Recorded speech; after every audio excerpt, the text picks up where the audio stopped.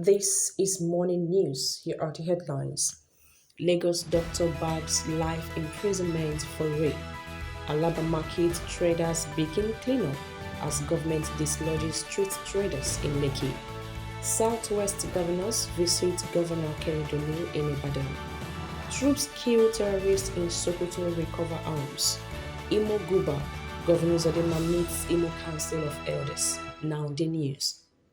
The Lagos State Sexual Offences and Domestic Violence sitting in Ikeja on Tuesday sentenced the medical doctor of Optimal Cancer Care Foundation, Dr. Lufemi Olaleye, to life imprisonment for the defilement of his wife's niece. A video from correspondent at the court shows the moment the doctor was ushered outside a courtroom after his sentence. Justice Ramon Oshodi sentenced him after he found him guilty of the offense of defilement and sexual penetration of a 15-year-old girl. The judge held that the prosecution was able to prove its case beyond reasonable doubt, that all the evidence before the court corroborated that of the victim. Olaleye was arraigned on 2 counts which bordered on defilement and sexual assault by penetration of his wife's niece, preferred against him by the Lagos state government.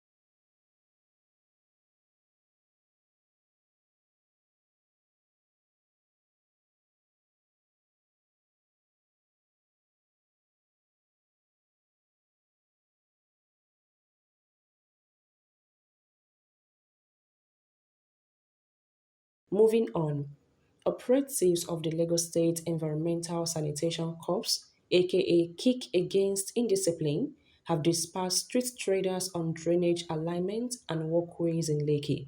The spokesperson for the State Ministry of the Environment and Water Resources, Kunle Adesina, disclosed this on his X handle on Tuesday. According to him, this action followed notices earlier served to the traders.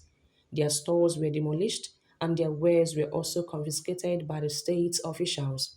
In a similar development, traders at the Alabarago market in Ojo, Lagos State, have embarked on a cleaning exercise to avoid sanctions from government officials for environmental infractions. The senior special advisor to the governor on new media, Jubril Gawat made his known in a post on his X handle on Tuesday morning. Recall that the Alaba International and Trade Fair markets were on Monday sealed over environmental infractions. However, Gawat says the cleanup by the Alaba Rago market is clearly sudden, as they are not playing the blame game or complaining about being victimized. They are moving to quickly clean their very dirty environment.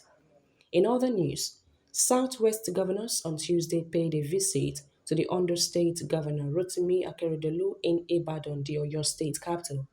Akeredolu, who shared pictures of the visit on his X account on Tuesday, tweeted, "It was a delight to receive my brother governors from the Southwest today as we discuss national and other issues of interest to the region and the people. Governors present include Biodun Oyebanji of Ekiti State, Babajide Sanwo-Olu of Lagos, Dapo Abiodun of Ogun State, and Seyi Makinde of Oyo State. Only Osun State Governor Ademola Adeleke was absent from the meeting. Since Akeredolu returned from his medical vacation abroad in September, the understate governor has been working from Ibadan. Moving on, troops of the 8th Division Garrison launched an offensive operation targeting a notorious group of terrorists in Tukando village in Sokoto State on Tuesday, October 24. This was disclosed in a statement signed by the Director, Army Public Relations, Brigadier General Øñmeñt on Tuesday. He said, in a discreet operation against marauding terrorists in Sokoto State, troops of 8th Division Garrison on Tuesday, October 24, launched a carefully planned offensive operation in Tukando village, targeting a notorious group of terrorists responsible for various atrocious and heinous activities in the general state. The troops' fierce onslaught terminated many of the terrorists, while others fled with gunshot wounds, while their arms and ammunition were recovered from them. The Chief of Army Staff, Lieutenant General Tyrod Lagbaja, also lauded the troops, charging them to remain resolute and continue to escalate the operations against the terrorists. And finally, in Imo State, the state governor Hope Uzodinma on Monday called on members of the Imo State Council of Elders to join hands and ensure that the implementation of the Charter of Equity is realized. He promised that he would deploy the machinery of government to defend the He promised that he would employ the machinery of government to defend the document and its implementation. Uzodinma gave the assurance on Monday when members of the Imo State Council of Elders, led by their chairman, His Royal Highness Eze Dr. Cletus Ilomwania, paid a courtesy visit to him at the new ESCO Chambers, Government House. He thanked the elders for the visit and reminded them that the Imo State Elders Council has come to stay, as it is backed up by the Act of the Parliament. Uzodinma noted that the Charter of Equity is not a document that will be trivialized because it holds a lot of future for the peace of Imo State. He recalled the high level of insecurity and political instability that greeted his emergence in 2020, saying they were politically contrived and financed by some political practitioners in the state. The governor explained that while searching for the solution, it was discovered that people were aggrieved because of non-inclusiveness and political marginalization due to the character of politics played in the state, which he said was instrumental to the birth of the Charter of Equity. He said the mechanism will help to identify merit, competence, eliminate mediocrity, and bring up performance in the interest of the people. And that will be all for now. Thanks for watching and stay. Serving, neither is it intended to favor any particular geopolitical zone in the state or any individual. Rather, it is a pathfinder to a greater Imo State, which we all desire. It is on this note that the Council considered it very imperative to acquaint Your Excellency with these developments. Your Excellency's leadership and government have all indices set in Imo State on the path of socio-economic, political, cultural, and infrastructural glory. And as the conscience of Imo people, the Imo State Council of Elders is proud to associate with Your Excellency on these noble cognitive feats you have achieved in the less than 4 years in office. I don't want people to think that the Imo Charter of Equity is just a document. That if tomorrow we expect a governor, for instance,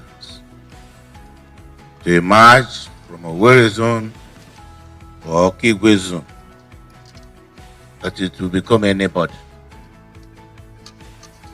There will be internal mechanism that will play up a governor of the state that will recognize merit, that will recognize competence, that will eliminate mediocrity and performance as a parameter for acknowledging the works of a government. Having done this, and because we are all signatory to this document, it goes therefore without saying that the implementation will also be through our collective efforts. I would therefore urge you that your job will not be complete if you don't go further to see to the implementation and the active realization of the content of this document. Therefore, I want to beckon on all of us who wish Imo State well to respect this document in the morning, in the afternoon, and also in the night, so that that cry that unsettles the polity will be completely eliminated. Imo State owe you a lot of gratitude